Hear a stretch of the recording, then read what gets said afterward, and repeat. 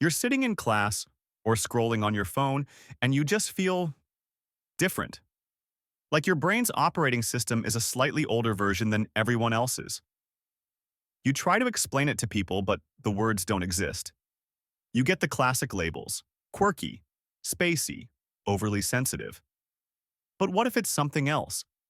What if there's a name for the exact way your mind works?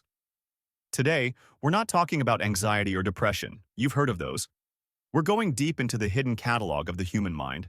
We're talking about mental disorders so rare they feel like psychological cryptids. But for the people who have them, they're devastatingly real. And by the end of this, you might just recognize a part of yourself or someone you love in a way you never thought possible. Stick around. This changes how you see the brain forever. First, let's be clear. Rare doesn't mean not real. It often means constantly missed. Think about it. You go to a doctor with a bizarre set of symptoms. They're trained to look for horses, not zebras. So you get treated for the horse. Maybe it's ADHD, maybe it's OCD. And the treatment kind of works, but not really. You're left feeling like a puzzle piece forced into the wrong spot. The frustration is a special kind of loneliness. That's the maze we're navigating today. And I need you to hold two ideas in your head at once. One, this is fascinating psychology. And two, this is someone's daily reality. Our first stop? A disorder where the world literally doesn't feel solid. Close your eyes. Imagine the room around you suddenly swelling, the walls breathing, your own hands growing, shrinking, distorting like you're in a carnival funhouse mirror. This isn't a metaphor. This is Alice in Wonderland syndrome. Named for Lewis Carroll's famous tale, it's a profound disruption in perception. Time speeds up or slows down. Objects appear terrifyingly large or small. Your own body schema, the map your brain has of your limbs, just glitches. It's most common in kids, often linked to migraines or Epstein-Barr virus, but it can follow you into adulthood. Imagine trying to take a test while your textbook is pulsating, or walk down a hallway that feels a mile long. The key here? The person knows it's not real. They're fully aware, which makes it more terrifying, not less. It's a raw, sensory disconnect. And it shows us just how fragile our constructed reality really is. But what about a disorder that doesn't distort the world, but makes you utterly indifferent to it? You know the feeling. Your friend is crying, and you know you should feel sad for them. But you just don't. Or you win a big award and everyone expects joy, but you feel nothing but a blank, quiet static.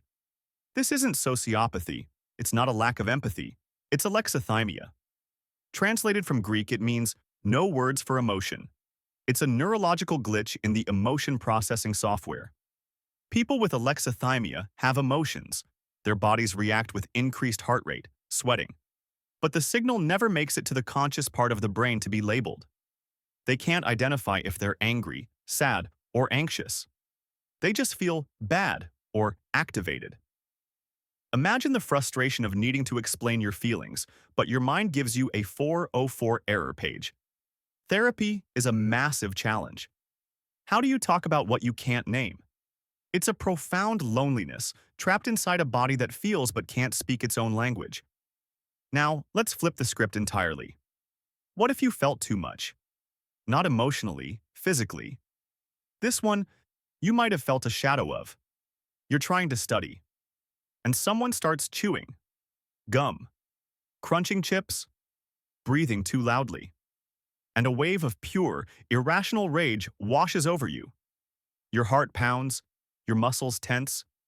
You have to leave the room. For most, it's an annoyance.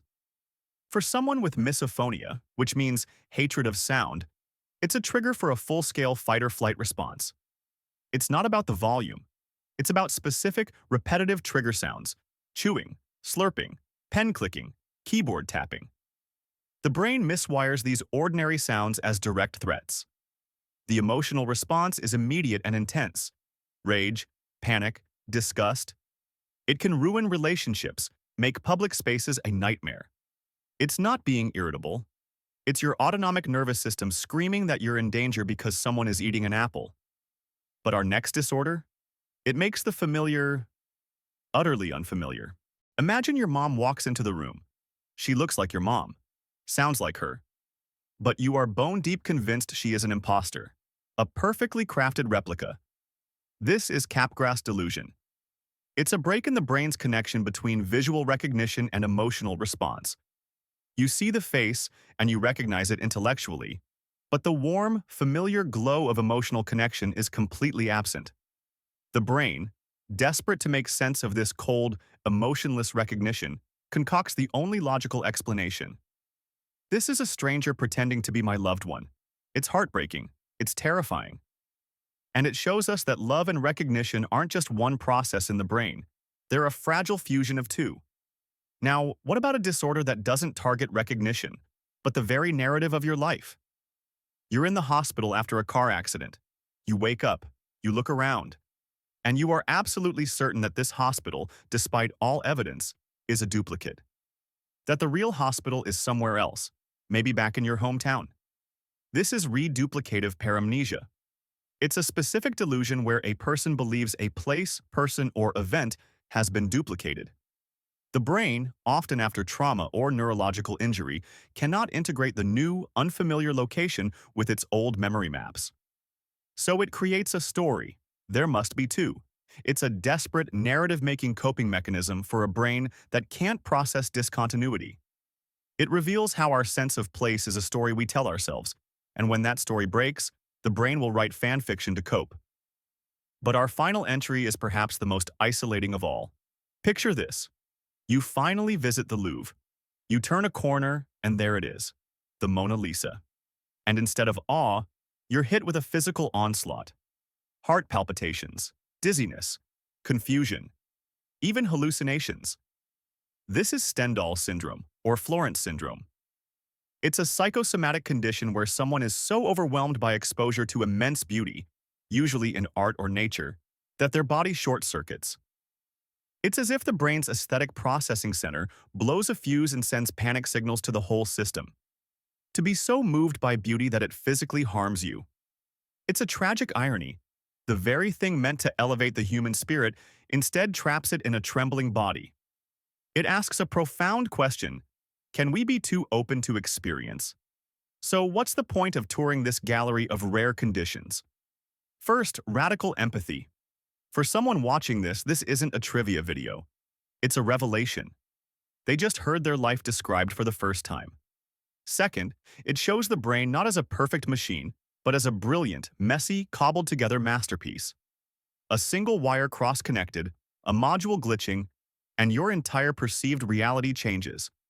It proves that your experience of the world is not the only experience.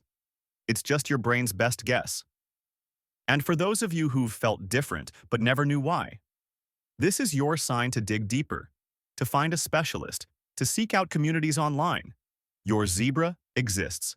It has a name. Your action step today isn't a life hack, it's a perspective hack. First, if any of this resonated in a deep, personal way, write it down. AIWS, alexithymia, misophonia. Take those words to a psychologist or neurologist. Be your own best advocate. Second, for everyone else, practice not knowing.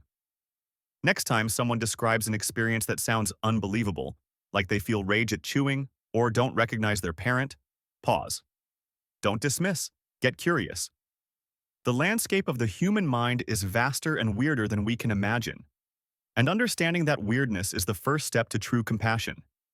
The brain is the final frontier. And on that frontier, there are still monsters, mysteries, and miracles waiting to be understood. Thanks for exploring it with me.